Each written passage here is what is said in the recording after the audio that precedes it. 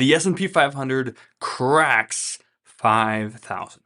For the first time in history, on February 9th, 2024, the S&P 500 surpassed the 5,000 mark. So it's reached an all-time high, and a special number, I think, in our minds. The S&P 500 surpasses 5,000. Why is this important? If you don't track the value of the S&P 500, these are all just kind of arbitrary numbers, right? But it goes into focus when we look at these values over time. There's a tremendous value in paying attention to this over time. If you listen to me for a while, you know that I like 30-year periods. Seems like most people start saving in earnest for retirement right around 30, they're kind of in their low 30s. And then they work and they retire right around 60, 65. Like, it's a nice 30-year period there. At 60 or 59 and a half, which is tedious to say, so we'll just say 60 is when you can start accessing your retirement funds for the first time penalty free.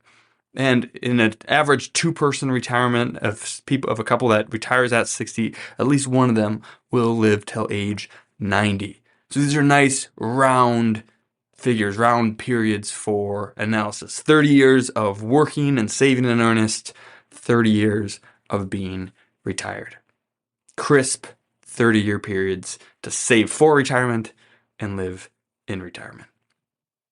And so tracking the S&P 500 over time gives us tremendous value, and we've talked about these things before, but I think it bears repeating over and over and over again.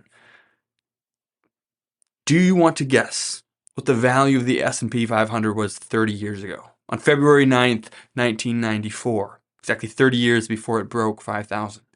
Go ahead, guess. Choose a number between, whatever it is, it's less than 5,000, obviously, but choose a number and hold it in your mind. What do you think the S&P 500 was worth 30 years ago? I'll wait.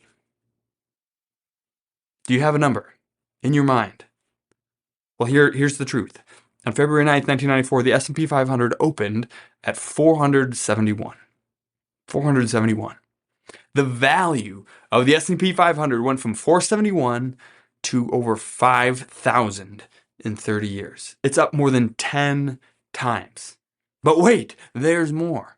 Because when you are a co-owner of the best businesses in the world, you get the profits that those companies pay in the form of dividends.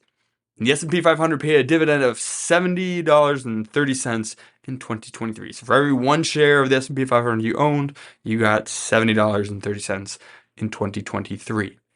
In isolation, again, this number doesn't mean anything to us.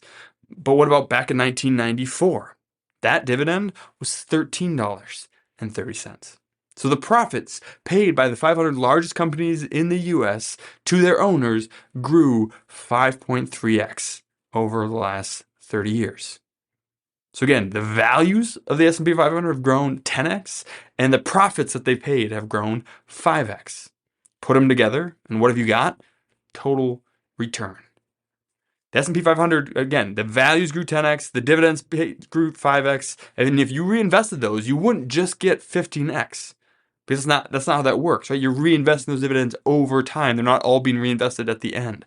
And so if you put those together, you would actually be up 17x, 17 times over the last 30 years. If you'd put $10,000 in 30 years ago, you would have $170,000 today. But what about the main alternative? What about bonds, the other main asset class that people invest in? Over the last 30 years, the U.S. bond market is up 3.4x. 3.4x. Yep, 3.4 versus 17. That's the power of investing in bonds versus in the best businesses in the world.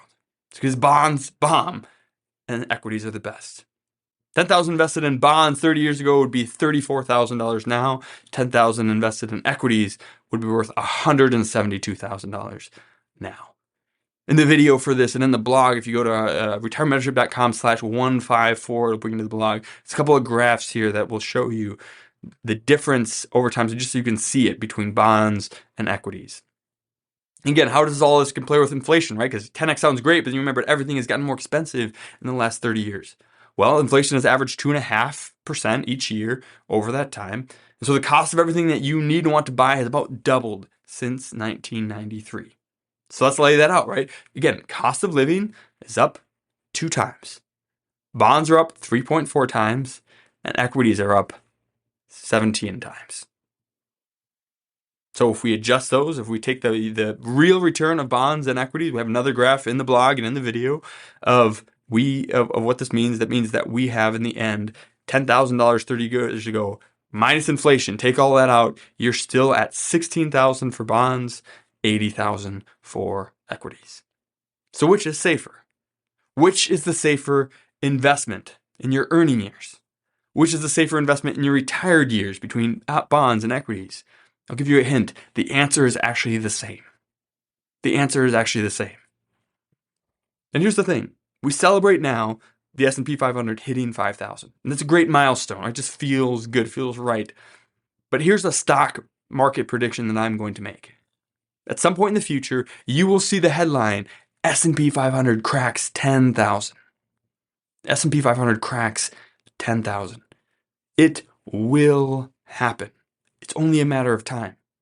It's not whether it happens or if it happens. It will happen. We just don't know when.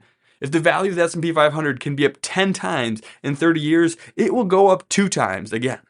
The only question is that you need to ask yourself is, will I be in the S&P 500 when it hits 10,000?